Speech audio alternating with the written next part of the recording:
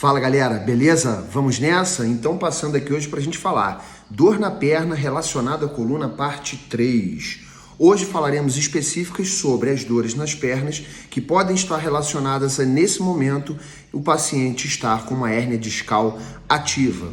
Primariamente, a se depender da localização, da topografia, e do nível medular, onde essa hérnia possa estar fazendo nesse momento um processo inflamatório neural, tanto químico quanto um processo mecânico associado a isso. Então nós temos uma dor neuropática que tem uma característica química nesse momento associado e mecânica por compressão, que nesse momento pode estar advindo de uma hérnia discal ativa.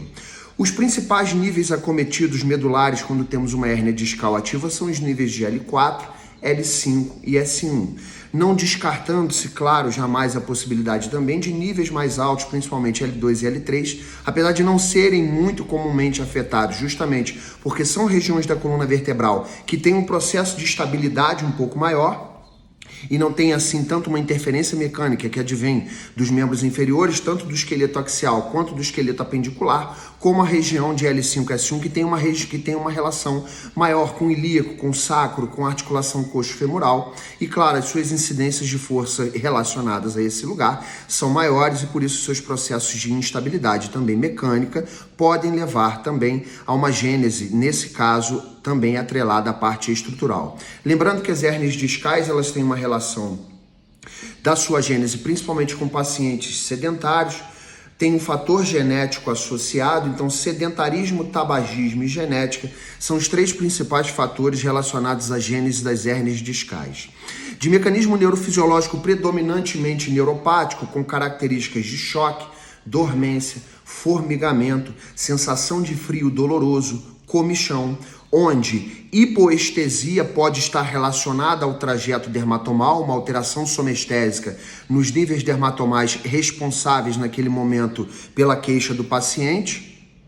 Podemos ter também, a se depender do tipo de hérnia, principalmente as protusões medianas, elas podem referir, o paciente pode referir uma característica de dor nociceptiva lombar e pode referir também queixa para os dois membros inferiores.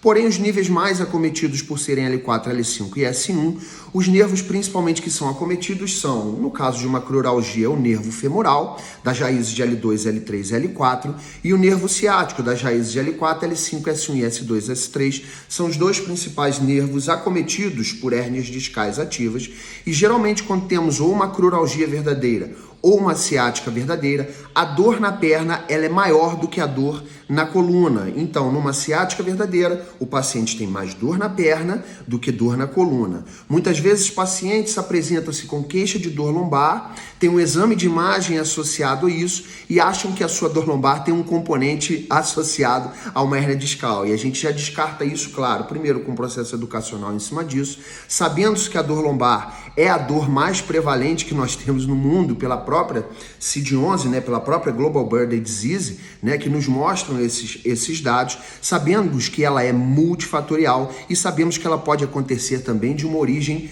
inespecífica. No caso de hoje em que estamos falando, os dois mecanismos neurofisiológicos predominantes são o mecanismo nociceptivo e principalmente o mecanismo neurofisiológico neuropático. Sabemos que temos um cluster de testes clínicos que nos levam ao direcionamento de se a dor na perna, como falamos na primeira publicação, mudou-se a nomenclatura. Na segunda publicação nós falamos especificamente sobre estenose espinhal lombar e claudicação neurogênica, uma dor na perna relacionada à coluna por esses contextos. E na de hoje nós estamos falando um pouco de hérnias discais ativas, que o paciente refere às suas dores também nos membros inferiores. É uma dor na perna relacionada à coluna. Atentos precisamos estar a quais níveis medulares podem estar associados a isso, por isso temos um cluster de testes, Dentro desses testes, o que é mais importante para nós é entendermos o status neurológico, pois um paciente com hérnia discal ativa, nós precisamos proteger o nervo e precisamos fazer todo o processo de reabilitação, sabendo que esse processo, ele geralmente não é linear. Durante esse processo, principalmente na fase mais aguda, as 3, 4 primeiras semanas, passando para uma fase subaguda, a 8ª, 12ª semana, o nosso manejo fica sempre muito atento a como esse status neurológico progride. Então nós temos testes de reflexos, principalmente reflexo patelar e reflexo aquileu. Temos os testes todos quantitativos e sensoriais que podemos somar a isso, porque geralmente os pacientes podem apresentar ou hiperalgesia ou, em alguns casos, alodinia, num trajeto neuroanatômico plausível correspondente à queixa naquele momento, com todas as características que descrevemos ontem. Temos principalmente o SLAMP test, que é um teste neurodinâmico de mecanosensibilidade neural. Temos o SLR homolateral, lembrando que o SLR homolateral ele tem uma sensibilidade maior e o SLR contralateral à queixa ele tem uma especificidade maior de naquele momento estarmos cursando com uma hérnia discal ativa.